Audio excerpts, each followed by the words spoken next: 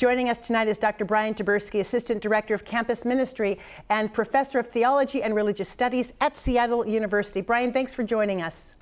Thanks for having me. First of all, what are you feeling on a day like this, watching and waiting to see who is going to emerge as the next pope? Well, I woke up early to watch the events live out of Rome, and there was certainly a tremendous amount of excitement. And I also find myself feeling tremendous gratitude that so many folks are interested in what's going on in the church and are watching with us as we await to see who emerges as the next pope. There's something special about the world coming together, no matter their denomination, and the people gathering in St. Peter's Square to watch something that really goes back centuries. And this year in particular, it's unprecedented, this large and very diverse group of cardinal electors. In what ways do you think that that kind of diversity is going to impact who they choose?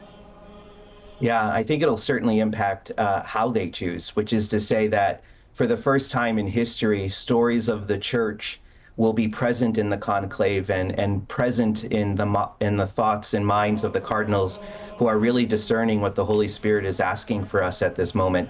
And so one of the greatest gifts I think Francis left us was a church that's gathering truly in its universal way and truly to hear the stories of the church the world over, not just kind of particular places that enjoyed privilege. You know, this group of electors, very diverse because many of them he selected. Pope Francis was a progressive reformer in many ways. Will the cardinal electors, do you think, lean into that in their choice, or will they move, do you think, toward a traditionalist? What do you expect? I think it's important to remember that the cardinals are gathering to elect the successor of St. Peter, not the successor of Francis, which is to say that while every pope kind of has their moment in history and their mark, what the cardinals are paying attention to far more attentively is what's the moment now? What's the moment now? And what does the church need now? And who among them is somebody who can emerge as someone to address those needs as the successor of St. Peter?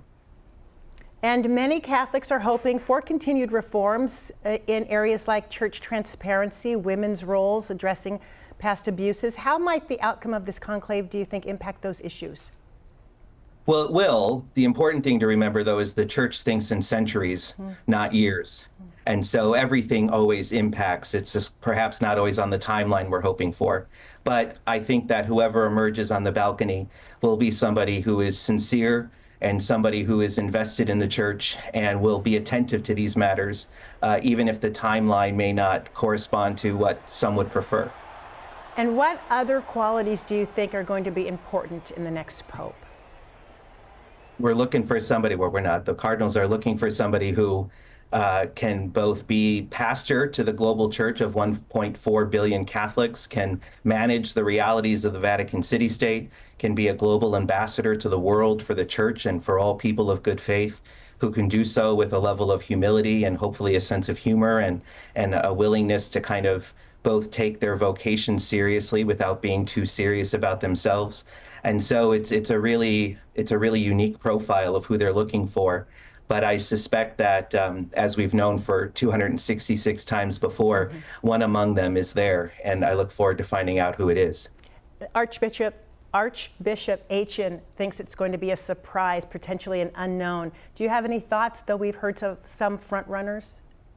Well, I'll tell you, the entire story of salvation history, which is the story of God at work in our lives, is certainly one of surprises.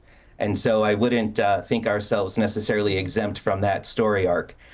What I find interesting is that in this conclave, there are very few people who are emerging as names that people think are probable.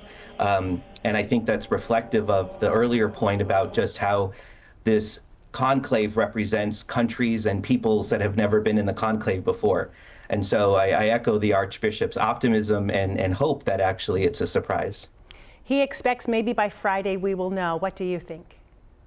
I think that's probable. I think that there was a good amount of time before they were put into the Sistine Chapel today where they were talking with one another and hearing from one another.